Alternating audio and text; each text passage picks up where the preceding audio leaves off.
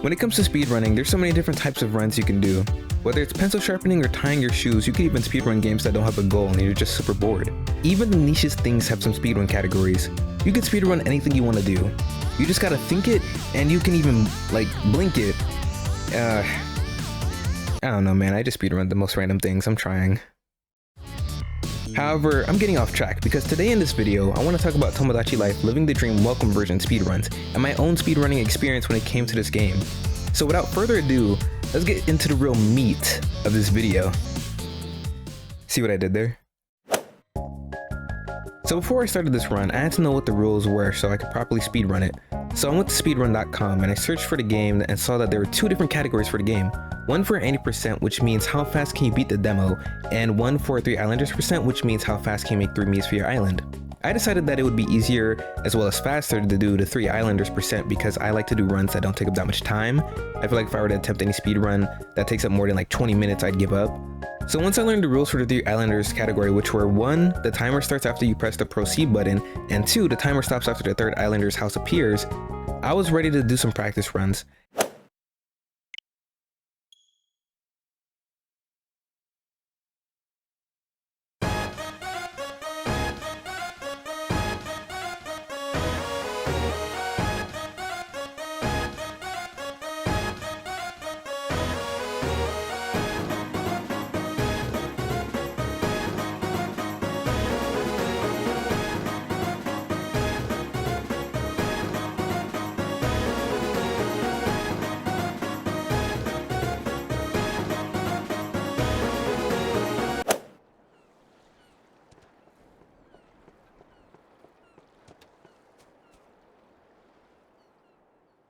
Holy fuck.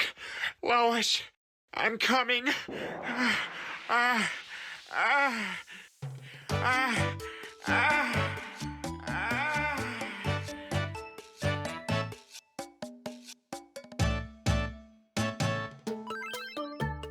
wonder if there's already a divorce speedrun. And that's the end of my first run. 13 minutes, 35 seconds. That's not bad for a first time run. You know, I'm gonna try some more practice runs just to see how it goes. Hopefully I do well.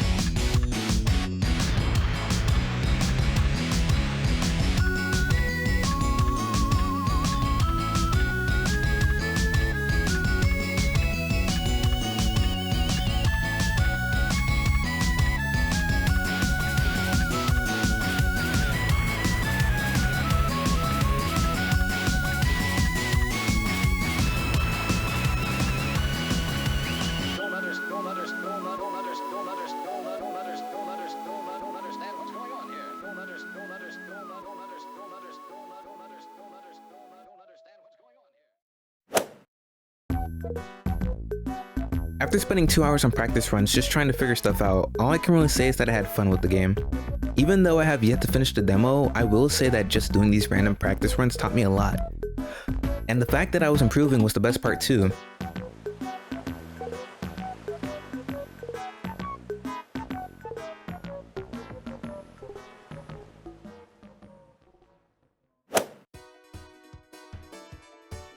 After a few successful practice runs, I realized I had beaten almost half of the people on the leaderboard. Now that I had this newfound courage, I made a choice. That I was going to be in the top 5 in the Tomodachi Life Living the Dream 3 islanders percent Speedrun.com leaderboard. Dude, that was a lot to say. Oh my god. Like, try saying that shit 5 times fast. So after I got a time of 8 minutes and 1 second, as you saw, completely obliterating my previous times, I realized that if I wanted to be in the top 5, I would have to beat Sentre, who had a time of 7 minutes and 41 seconds. But I was up for the challenge, and I wasn't going to sleep until I beat it. Also, during my practice runs, I learned a thing or two.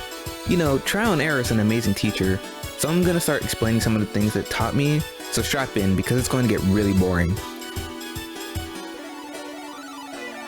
So after I realized that if you messed up a run really early on, you don't have to create a new user to reset the demo. You can just exit the game and start it back up, and you don't have to go through the whole process of deleting a user, which is kinda inconvenient. I also learned that when you start up a game, after pressing proceed, you don't have to spaz out on your controller.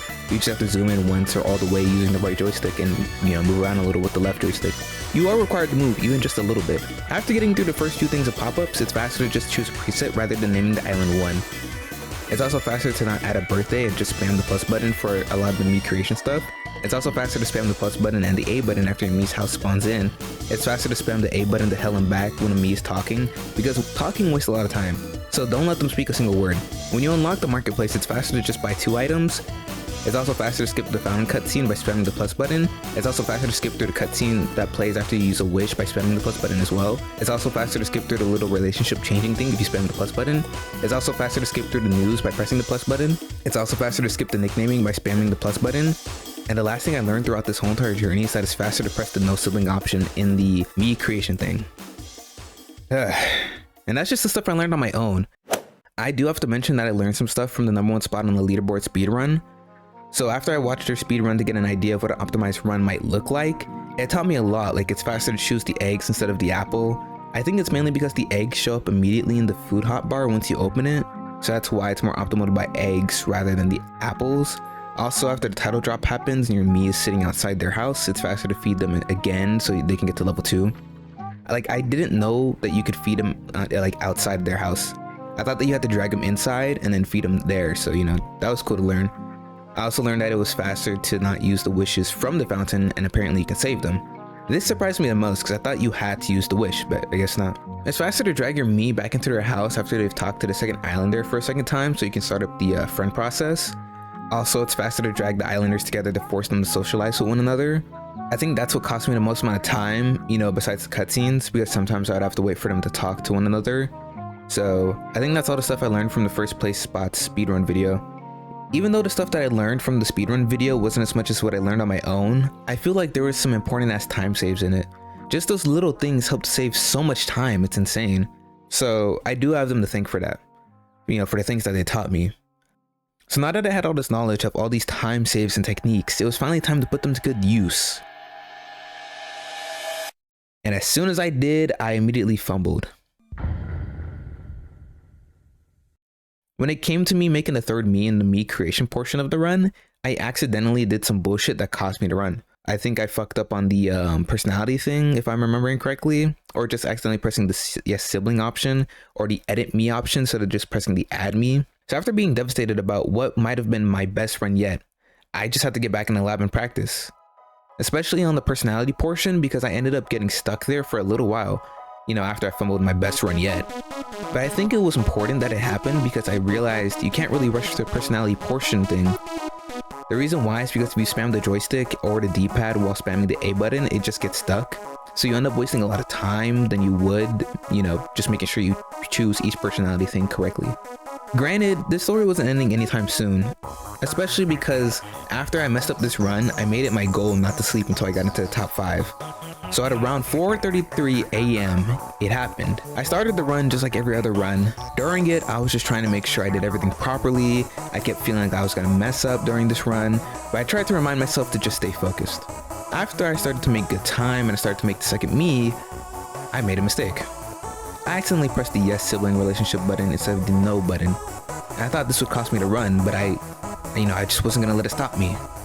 Mainly because I was just too tired, and also I just wanted this to be over, so I just kept going. Also, I ended up making another mistake right after that one, because I was trying to grab the second Mii that I had created right as they were trying to get out of their house, instead of grabbing the one that was already out of their house. That would have been easier to grab. So that probably cost me a few seconds. Something else that also cost me some time as well was accidentally pressing on the nickname thing. At max, it probably cost me like 2 seconds, but that's still a lot of time in the world of speedrunning. So after all those mess ups, I just thought that this run was ass, but again, I was tired, so I just kept going. After I kept going, I eventually got to the third meet, and once I'd finished making it and their house spawned and the timer stopped, I felt ecstatic. I felt like I was on top of the world for just a few seconds because I did it. I made it into the top 5 with a score of 7 minutes, 31 seconds, and 0.1 milliseconds. And what made this even better is that I made it into the top 4 with this run by beating not just 5th place, but 4th place as well, by 8 whole seconds. It is 4:49 a.m. When I started this challenge, I don't even know what the fuck was going on with me in my mind.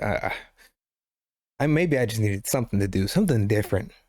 But regardless, I made top 5.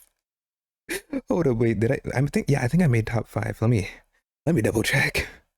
Dude, so many failed attempts.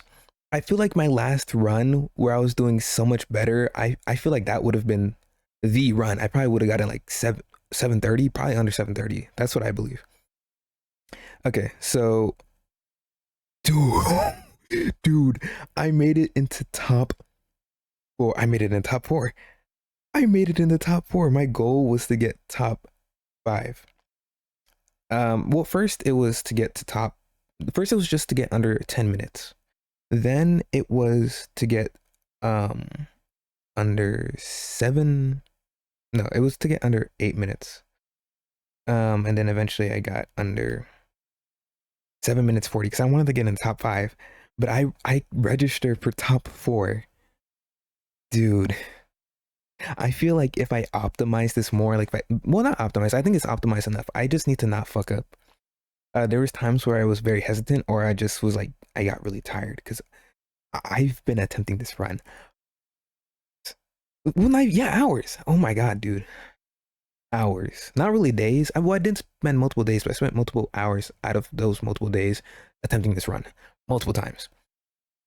So I made top 4, which technically I'm still a part of the top 5. That's baller. I'm gonna go to sleep. It's almost 5 a.m. bro. I'm gonna end up waking late as hell to start editing this video. But I did it, and I can't yell because it's almost 5 a.m. and my parents got work. But I did it. I believed in myself.